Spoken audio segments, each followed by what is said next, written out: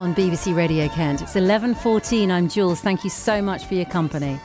I want us to talk now about caring for a loved one, not doing it as a job, doing it for somebody in your own family. And I want to know about how difficult it is and what sort of break you need. Do you find it challenging? A Kent charity has become concerned that family carers may face physical and mental breakdowns if they lose their short breaks. Now, in a moment, I'll tell you what Kent County Council says about this, because they're reviewing this at the moment. But Crossroads Care is concerned and they want to raise this now.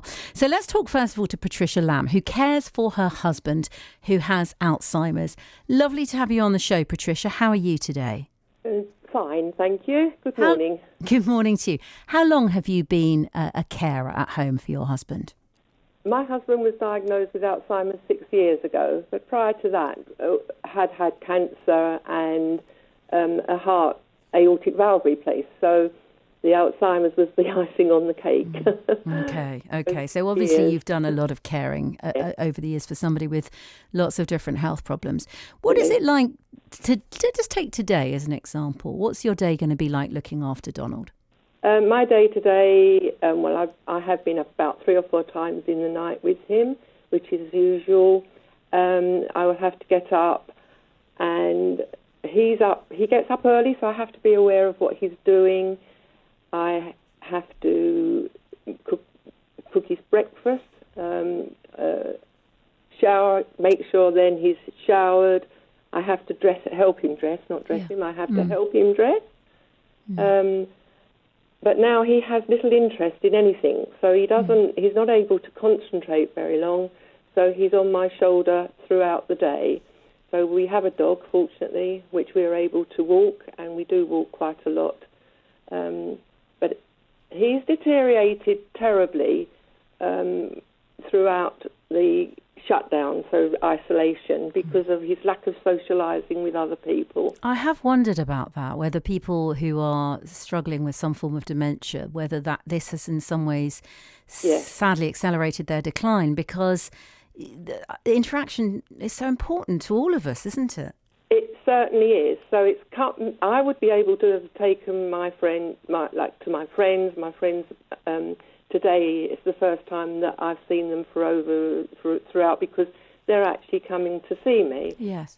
See us today, and which we're looking forward to. But that would never have stopped. So he would have been able to socialise with us. And over this weekend, we have had seen friends, and he's improved. You can see that. But then he gets tired. Yeah. So today he is a little worn out, and then he gets anxious. So we're not quite sure how to play it now, because every day is different with Alzheimer's. Yeah. You really just have to see how things are and then plan your day. But it's 24/7, I have to say, as a carer for anybody in that position. And sadly, you don't know where you're heading. Yeah. I think that's the biggest thing. No, so you've got the day-to-day issues to deal with, and then you've got the looming cloud of the future generally. Who knows what. Yeah. Do you feel exhausted yourself? I think getting up 3 to 4 times in the night, let alone doing everything else during the day, would be pretty exhausting, Patricia. I do, but I'm very lucky because I can sit and I quite enjoy sitting and watching the telly or but Don has to be with me all the time, so he gets sort of fidgety, and so I do get tired. But somebody directed you, didn't they, to Crossroads Care, who we're going to speak to in a moment. But who directed you there? Why did you find yourself, in the care of Crossroads Care? Absolutely. I moved into Kent 2.5 years ago, and up until that time, we were just living as normally as we could. But then COVID hit us, but I was in the doctor's surgery and saw a leaflet that said to contact various different people, and I contacted the Alzheimer's Society, and the lady that was assigned to keeping in touch was absolutely brilliant. Although that service stopped throughout COVID, and then suddenly she came back on song. So it was the Alzheimer's that actually society that recommended me to Crossroads. Okay. And I'd lost a very, very, very dear friend who was like my sister. And after that sort of lockdown, I sort of lost the plot a bit. I really did. I was very, very depressed. And Joe phoned me from the Alzheimer's and said, "Hello, Pat, just phoning, making sure you're okay still." I said, "Yeah, I'm fine, thank you." She said, "You're not. I can hear in your voice." And I said, "Oh, okay. No, I'm not too good. I'm going to contact Crossroads," she said, "and you do so straight away as well."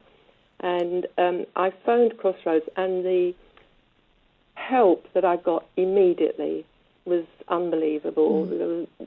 The crisis team were put into action, and they came 2 days later, and then within a few days I had a carer who is absolutely brilliant. And does that carer give you breaks so you can take some time out of Absolutely, being... 100%. Yeah. There wasn't anywhere to go. There wasn't, at that time, there wasn't anywhere to do anything. No. Everything was closed down. But that's improved now, so I am able to go out and have my nails done or have a cup of coffee and find somebody to talk to. Yeah. And I know I'm leaving my husband in hands of a very professional carer, and he helps me also because he's got advice to give me, because I don't know what men require sometimes, and so he gives me advice on how to do things, and it's just, I can't tell you the influence, it's the help he gives both Don and I. Don always looks forward to him coming. He goes out and they walk the dog. That saves me a daily thing. Yeah. And if you have to phone the ladies, they're always so welcoming. They sort of seem to think you think that they know you. To me, it's been really, really good. Yeah. If you wanted to give County Council, who are doing a review at the moment of support for carers, if you wanted to give them your feedback, would you say just keep things as they are? Is there more help you would like? What would you say? I have had help from Kent County Council prior to when I first arrived here. Yeah. And what I would say is it's the continuation of the same person looking after Don, who I feel is really qualified, who turned up with all his PPI and he's vaccinated and he's experienced. And I feel that particularly when you're needing care, you need that ongoing same face rather than different faces. Now, I know that's not possible. I'm not in the silly world. But from the point of view of just one or two appointments, let's put it that way, that they are a regular person coming, because my husband relies on him coming every Wednesday morning now. Yeah, and so do you. Really, let's not forget you. You rely on it too, don't you? He does, but because I rely on it, as you quite rightly say, because if I don't want to go out, I sit and chat to him. Okay. If I want to go upstairs and just have half an hour by myself or just walk around the village by myself, yes, I think he's really there for both of us, actually. Yeah, I think so too. Can I just ask you a question about you? You said you were really quite seriously depressed. Yes. How are you now? Is this helping? Has it brought you back from the edge? Yes, absolutely, 100%. I'm very, very strong, and I have to be honest, I was a bit ashamed that I'd got that low, but I had been sort of talking to my friend, and I was slowly seeing her, sort of not very well, and it was that tipped me over the edge. It wasn't my personal problem, so to speak. That just made me I would have been very upset. Yeah. I had to try to be strong for Don, because we had known her since we were 11, and the family, and it was very upsetting. No, I understand exactly why, and personally I think you have I'm sure lots of other people have told you nothing to be ashamed of. You sound like a remarkable woman. Will you stay with us? We're just going to bring Irene in, who's the Chief Executive Officer of Crossroads Care. But do stay with us as well to listen, and perhaps we'll go back to Patricia on any particular points. Thank you. That you've been listening to Patricia Lamb, who looks after husband Don, and has talked about the moment at which living here in Kent, that Crossroads Care really came to her aid. Irene Jeffrey is the Chief Executive Officer, as I've mentioned, of Crossroads Care. Irene, really lovely to talk to you again. How are you? Oh, I'm well. Thank you, Julia. It must be lovely to hear of a client who just feels that you're there for her and her husband. Is it nice to get that feedback and to know how valuable it is? Absolutely. And feedback that you've just heard from Patricia, we hear from lots of our clients as well. We get letters and poems. Clients feel very connected to Crossroads Service because we're such a key element of their life, and they show their appreciation in words and praise to the staff as well. So there's thousands of people who have had the experience that Mrs. Lamb's talking about, and Crossroads wants to make sure that we're still here to give thousands of people still that great quality service. Okay. Now, one of the things I want to be really mindful of, Irene, and I'm sure you'll understand why, is alarming anybody, because people like Patricia, if they turn the radio on and they think, oh my goodness, Crossroads is saying that we might lose this, then that could put somebody in a tailspin, and I don't want to do that. Why are you concerned? Why are you even raising the issue of anything changing? Because Kent County Council have said to us in a statement, they have said there is no intention to remove any funding, and carers will be involved in the review. They are reviewing the Kent Carers strategy. But let me just say that again loud and clear. There is no intention to remove any funding. Why are you worried? Well, Kent County Council fund the short break service that Mrs. Lamb and the others have benefited, and I can absolutely confirm our understanding is that there isn't budget cuts. The funding is available, and it's not even us asking for more money, Julia. We understand the pressures that Kent County Council are under, and we've worked with the same level of funding for the past 8 years. It's about how that precious funding is spent. So Kent County Council want to put carers funding into their wellbeing strategy, which is about encouraging people to be more active. And they've already started commissioning organisations to provide nature walks, beekeeping, activities like that. But our issue is that family carers already know how to fill their free time. They just don't have any free time.